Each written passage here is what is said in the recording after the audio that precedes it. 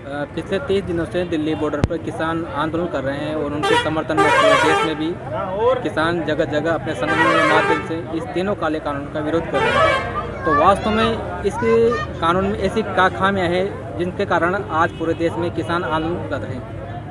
देखिए, ये कानून जो है प्रधानमंत्री मोदी जी जब से सरकार में आए, अडानी अंबानी जैसे चंद पूंजीपतियों के हित में पूरे कृषि क्षेत्र को निजी क्षेत्र में सौंपना चाहते हैं। इसके लिए एक कानून लाने की आवश्यकता थी। इसलिए कोरोना काल में मोदी जी ने बिना किसी किसान संगठनों से, बिना किसी राजनीतिक दलों के साथ विचार विमर्श किए बिना कोरोना काल में इन्होंने इस तरह के अध्यादेश लागू किए और उसके बाद में संसद बुला करके बिना संसद में बहस करके आनन फानन में जल्दबाजी में ज़बरदस्ती इन कानूनों को बनाया और राष्ट्रपति के पास भेज दिया। तो ये कानून दरअसल जो है, किसान ने कभी नहीं कहा कि आप इस समय देश में कोई कृषि सुधार की ज़रूरत है। किसान जो बात कर रहे थे वो कर्जा माफ़ी की और समर्थन मूल्य के लिए गारंटी कानून बनाने की मांग कर रहे थे। उसके लिए लगातार हम संघर्ष कर रहे थे। हमने कभी नहीं कहा कि भाई हमारे पास पैसा नहीं है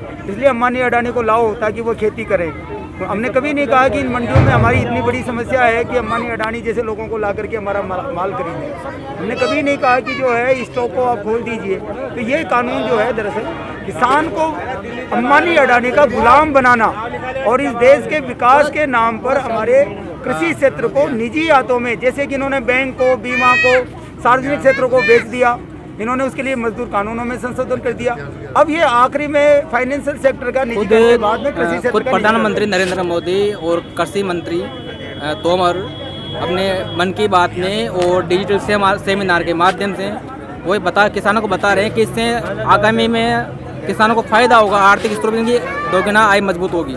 देखिए, किसान को जो है पहली बात तो यह है कि मोदी जी ने जितनी भी बातें की है काम हमेशा उसका उल्टा हुआ है। चाहे जीएसटी का मामला हो, उसके पहले नोटबंदी का मामला हो, दरअसल चाहे वो स्वामीनाथन आयोग को लागू करने का सवाल हो, मोदी जी ने हमेशा ही जो है अपने इवेंट मैनेजमेंट के माध्यम से गुमराह करके, वोट बैंक के माध्यम से वो जाति और धर्म को एक राजनीतिक रूप से हथियार बना करके वो सत्ता में आए।